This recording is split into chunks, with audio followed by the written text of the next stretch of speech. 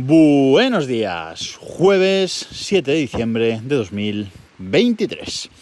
La semana pasada me llegó por fin mi nueva Raspberry Pi 5, esa nueva Raspberry Pi 5 de 8 GB, la hay también un modelo de 4 GB, pero yo la reservé con 8 GB de memoria RAM y lo hice el día que se anunció, el día que se anunció que se ponía a la venta, pues ya la reservé porque tenía claro que me hacía falta otra Raspberry Pi más para las casas de la familia y era un buen momento para yo poner en nuestra casa la 5 y mover la 4 en la que estaba corriendo Home Assistant, entre otras muchas cosas.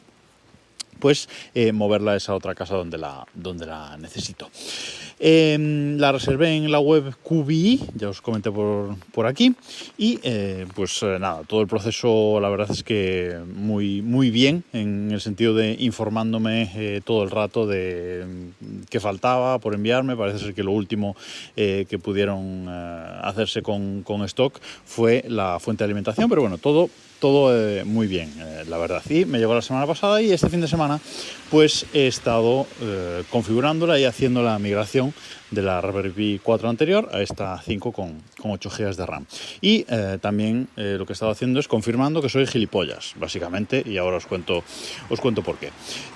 Pero bueno, para empezar, me venían 3 cajas en el pedido, un paquetito pequeño, 3 cajas, una caja de la Raspberry Pi 5 en sí, lo que es la plaquita, luego la caja oficial con el ventilador que pedí también, y la fuente de alimentación nueva USB-C de 27 vatios, porque esta Raspberry Pi necesita esta fuente de alimentación, sobre todo para el tema de la alimentación de los puertos USB, que ahora os cuento también. Cosas que me han gustado ya de entrada. Una vez instalada y puesta a funcionar, se nota mucho más rápida, la verdad. Se nota el aumento de rendimiento en muchos aspectos. Por ejemplo, poniéndome a descargar imágenes de Docker para levantar los contenedores, ya no solo es que las descargue más rápido, porque hace el procesado más rápido, sino que a nivel de descompresión, cuando extrae esas imágenes que descarga, va muchísimo más rápido. O sea, a nivel también del escritorio gráfico, arrancando, o sea, es un equipo que se nota mucho más potente que el anterior, la verdad, y va muy fluida. Otra cosa que me gusta, el botón de encendido y los LEDs de estado, que ahora son lógicos. Hasta ahora las Raspberries tenían 2 LEDs, uno rojo y uno verde, y bueno, dependiendo de lo que estuvieran haciendo, pues encendía uno y otro, no voy a decir indistintamente, pero casi, la verdad, y no me gustaba nada ese comportamiento. Ahora tiene un comportamiento lógico. Cuando está en verde, cuando la Raspberry está encendida, está en verde, hay un único LED verde, y cuando la Raspberry está apagada hay un único LED rojo. Fin. Antes, según se estuviera haciendo lectura de la SD, no sé qué, bueno, en fin, como digo, ahora tienen lógica. Y además, esta Raspberry Pi 5, ya os comenté que trae un botón de encendido y apagado. Y esto está súper bien porque además funciona muy bien. Cuando el LED de la Raspberry está rojo, es decir, está apagada, le das una vez al botón y se enciende la Raspberry. Y cuando está en verde, cuando está la Raspberry encendida, le das una vez, se pone a parpadear el LED verde, le das otra vez y ahí ya sí que se apaga e inicia el proceso de apagado, correcto. Creo que hace un sudo power off, una cosa así, o sea que muy bien en ese sentido. El disco SSD, ya sabéis que yo tenía montada la Raspberry Pi con un disco SSD como almacenamiento, nada de tarjeta SD. Y la tenía que tener con un alimentador externo de USBs, porque los USBs de la Raspberry Pi 4 no daban suficiente potencia al disco SSD para mantenerlo funcionando de forma continua. Y ahora la Raspberry Pi 5 sí, una vez quitada la alimentación de corriente, que se hace a través de Raspberry Config, pues ahí ya he quitado el alimentador, con lo cual me ahorro ahí un enchufe también. No he hecho muchas pruebas con el Wi-Fi y el Bluetooth, ya que no los uso, todo lo uso por cable. La Raspberry Pi esta de centralita domótica en casa, pues la tengo conectada por cable, evidentemente. Lo que sí he probado es la velocidad con iPerf entre el Mac y la Raspberry Pi, los dos conectados por cable. pues la Raspberry Pi me da una velocidad de descarga de 935 megabits por segundo sostenidos y de subida unos 910, con lo cual muy bien. La he conectado también a la pantalla 4K, la mueve pero perfectamente, dice que puede mover dos, así que me lo creo, así que muy bien en este sentido. Y también quiero hablar de la caja, de la nueva caja oficial del ventilador. Mucho mejor pensada. Sigue siendo la caja típica roja y blanca, pero la verdad es que está mucho mejor pensada esta vez. ¿Por qué? Pues porque han dejado, bueno, aparte de que esta vez trae el ventilador incorporado, que ahora hablamos de eso también. Como trae el ventilador incorporado, han dejado en la tapa, cuando le pones la tapa, han dejado una pequeña ranura, un pequeño espacio de 1 milímetro así, para que pueda salir también, digamos, el aire caliente hacia afuera de una forma más cómoda. Antes, pues, bueno, era un poco que salga el aire por donde puede, la verdad. Y lo que más me ha gustado, que tenía mucho miedo después de probar el ventilador oficial de la Raspberry Pi 4, que os conté por aquí, de que hiciera ruido. Y no hace ruido. Este ventilador hace muy poquito ruido, la verdad, y en ese sentido estoy muy contento. Además, es un equipo que, bueno, metido en la caja oficial, etcétera, se calienta menos, ¿vale? Se calienta menos que la otra sin la nueva caja, que ya os contaré algún día también. Bueno, tengo una media de temperatura de unos 61 grados, una cosa así, y el ventilador no se enciende demasiadas veces. O sea que muy contento en ese sentido con la caja oficial, que es una de las cosas que más miedo le tenía. Además, está chulo que la nueva Raspberry Pi 5 tiene un conector dedicado para este ventilador oficial. No hay que conectarlo al puerto GPIO ni nada así, sino que lo conectas a ese puerto dedicado y listo. Algún día os contaré lo que tardo yo en poner en marcha una Raspberry Pi 5 o 4 o la que sea, desde que quemas la imagen en la tarjeta SD hasta levantarla, porque tengo tan automatizado ya el proceso y tal. No automatizado, pero sí que lo tengo muy trillado, y nada, es instalar 4 o 5 cosas, levantar Docker y a correr. Pero bueno, hoy me voy a centrar en la parte de Docker, porque Docker, lo bueno que tiene es que, por cierto, Docker en esta versión del sistema operativo de Raspberry Pi OS, cuando instalas Docker oficial, desde el repositorio oficial, ya se instala Docker Compose integrado. No hay que instalar la parte como había que hacer antes. Esto seguramente es de hace mucho tiempo ya, pero bueno, yo es la primera vez que lo veo. En mis otros equipos no era así, había que instalarlo, la parte. Bueno, como digo, lo bueno que tiene Docker es que cuando levantas una imagen, tú a esa imagen le puedes mapear una carpeta de tu sistema operativo sobre el que lo estás levantando. Pues es una Raspberry Pi OS, pues yo creo una carpeta en el sistema Linux y luego pues se la mapeo a el contenedor Docker que vaya a levantar. Y con eso lo que consigo es que ese contenedor guarde todas sus configuraciones o incluso su base de datos, etcétera, en esa carpeta. De forma que yo, aunque borre el contenedor, si lo vuelvo a levantar, apuntando a esa misma carpeta, pues me va a levantar en el mismo estado, porque todos los datos y configuraciones, bueno, depende de la imagen, etcétera, pero van a estar básicamente en esa carpeta, ¿vale? Entonces, en Docker, bueno, también, aparte, si no queremos apuntar a una carpeta del sistema, pues pueden montarse, estos datos se guardan en volúmenes internos, digamos, de Docker, pero eso es más fácil, digamos, de perder esa información. Lo suyo es mapear estas carpetas de datos, sobre todo si hay bases de datos o algo por el medio.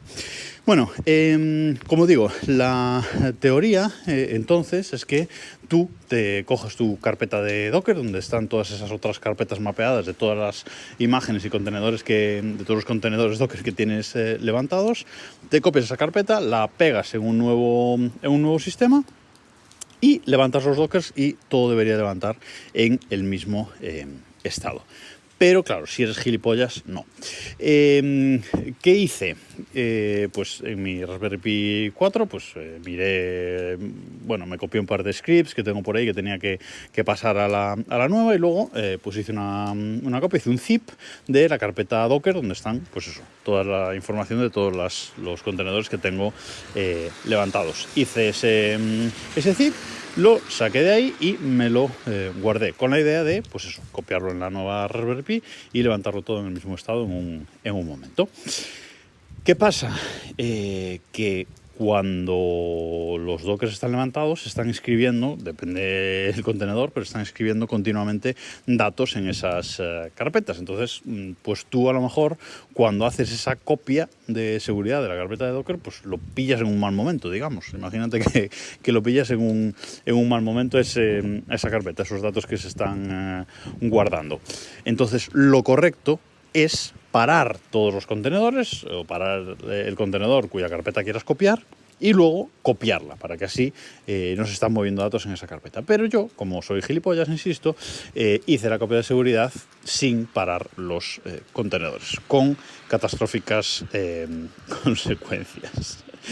Bueno, en resumen, ¿qué hice? Pues eso, me copié ese zip a la nueva Raspberry Pi 5, lo descomprimí, y como dentro de esa misma carpeta ya iba el archivo dockercompose.yml, que es yo lo tengo todo montado con Docker Compose, incluso ahora en el NAS, que no lo tenía hecho así, pero también lo he pasado todo a Docker Compose, porque es mucho más fácil, pues, actualizar contenedores, hacer modificaciones, etcétera, e incluso levantar un backup o trasladar una instalación de Docker, como es este caso. Así que, bueno, lo tengo todo en el Docker Compose, y dentro de la carpeta Docker pues ya estaba ese archivo. Así que lo que fui haciendo con Docker Compose app-d fue ir levantando un contenedor a cada vez. Una vez todas las carpetas estaban descomprimidas, todo estaba ahí, fui levantando poco a poco todos los contenedores, que creo que tengo unos 12, si no recuerdo mal, una cosa así, unos 12 contenedores en la Raspberry Pi. Bueno, pues fui levantando uno a uno, no por nada, podía haberlos levantado todos a la vez, pero más que nada por ir viendo que uno a uno iban levantando bien y no había problemas. Y fui poco a poco levantándolos, dejando Home Assistant para el final, que era, digamos, lo que más miedo me daba, y con razón. Tenía mucho miedo también con ZigBee2MQTT por el tema de que me cogiese bien el pincho y que no tuviese que emparejar de nuevo todos los dispositivos ZigBee, volver a renombrarlos, etcétera, pero no, todo bien, o sea, levantó perfecto, con los datos correctos, con todos los elementos ZigBee vinculados, y toda la red sigue funcionando perfectamente, así que muy contento en ese sentido, y todos levantaron bien, no de red, todo levantó en el mismo estado en el que lo había dejado en la Raspberry Pi 4, y solo me quedaba levantar Home Assistant. Levanto Home Assistant y no levanta. Primero, no levanta. ¿Por qué? Pues porque resulta que Home Assistant, incluso en la última versión, todavía no es compatible con la Raspberry Pi 5. ¿Por qué? Porque la Raspberry Pi 5 y el sistema operativo especial que lleva, la Raspberry Pi OS, pero una versión especial para la Raspberry Pi 5, pues tiene una paginación de memoria de 16K, y Home Assistant de momento solo soporta la paginación anterior de 4K.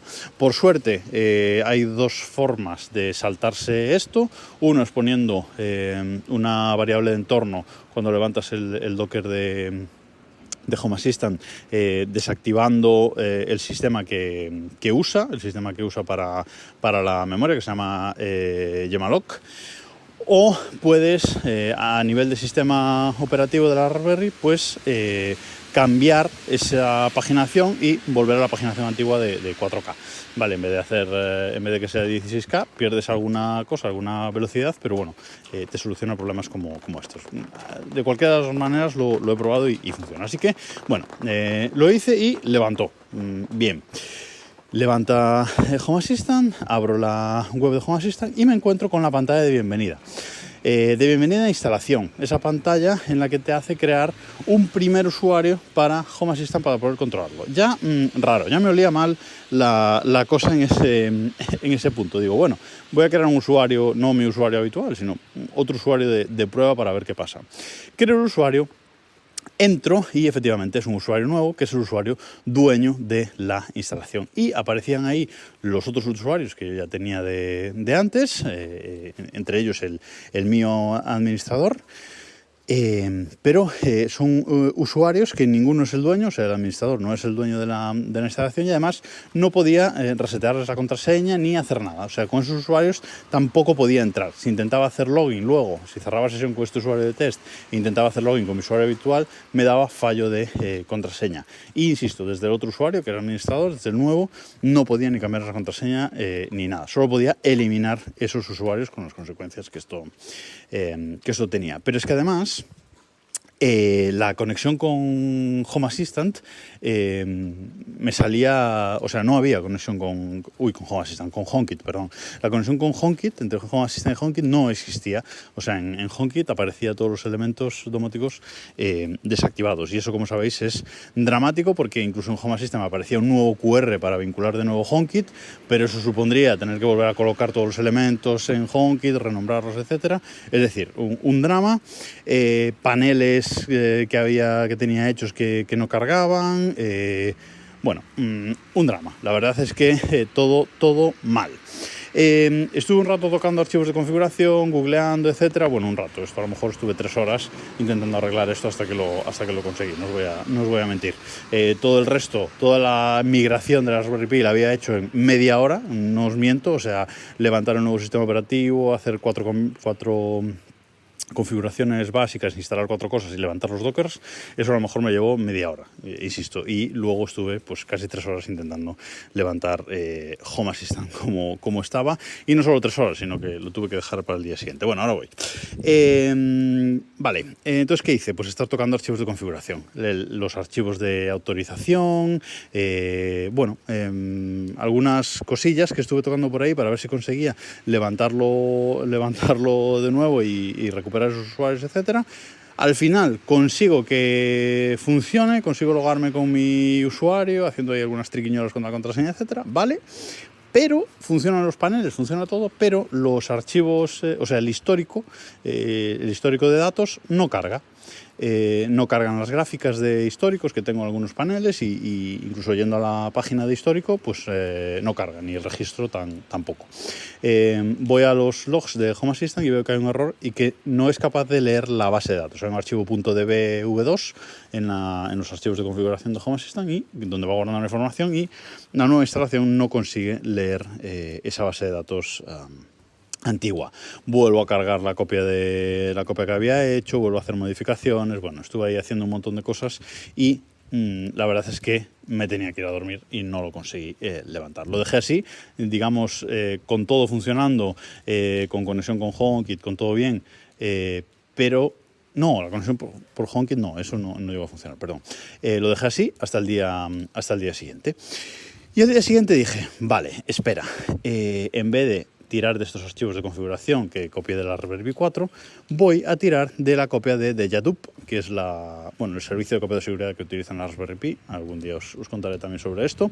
Y digo, vale, me bajo esta copia del NAS, que esta copia de seguridad la hago en el NAS, me bajo esta carpeta de Home Assistant, la pego aquí y, bueno, todo debería estar. Pero veo que la copia de seguridad tiene una semana, o más de una semana incluso. De nuevo, soy gilipollas. O sea, si vas a hacer una migración de un sistema o de un cacharro a otro nuevo, pues haz una copia de seguridad primero de todo el sistema y luego haces la migración. Pero no, me puede la ansia con los cacharros nuevos.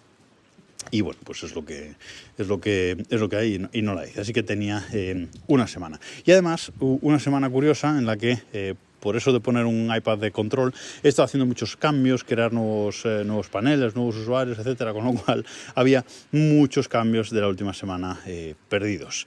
Con lo cual tenía 2 opciones. Tener una instalación de Home Assistant rota, sin datos históricos y sin nada, o tener una instalación de Home Assistant con una semana de datos perdidos, de histórico de datos perdidos, y además todas las modificaciones que había hecho tener que volverlas a hacer a mano. Pero dije, no, vamos a hacer una cosa. Combiné las 2 copias de seguridad, archivo a archivo de dentro de la configuración de Home Assistant, fui mirando el más actual y fui copiando y haciendo pues un Frankenstein al final entre las dos copias de seguridad. ¿Qué había pasado al copiar la carpeta de Home Assistant de la Raspberry Pi 4? Bueno, pues había pasado que, como os dije, no paré Home Assistant y ciertos archivos de la carpeta .storage, que es una carpeta oculta, pero una de las carpetas más importantes cuando migras una instalación de Home Assistant, que es donde están los archivos de contraseñas de los usuarios, el enlace con HomeKit y entre otras cosas. Hay archivos curiosos ahí, vamos a llamarle curiosos, que hay que copiar sí o sí para que todo esto funcione, y algunos de esos archivos, pues como estaban siendo utilizados por el sistema, al hacer el zip, al hacer el .zip, el Linux, el sistema operativo de Raspberry, no los copió y no se los trajo. Pero por suerte sí estaban en la copia de seguridad, así que, insisto, hice un Frankenstein y conseguí levantar todo. Con lo cual solo perdí 24 horas de datos, más o menos, que fue ese día que dejé Home Assistant levantado mal, y insisto, solo perdí pues esos 24 horas de histórico de datos, así que ni tan mal. Así que os sirva como lección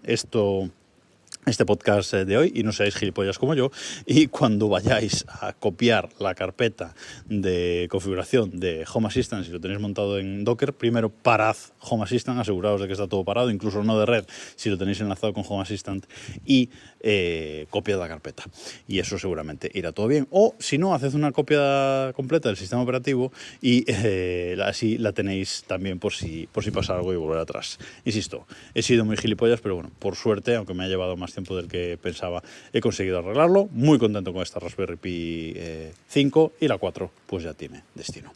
Nada más por hoy, nos escuchamos mañana.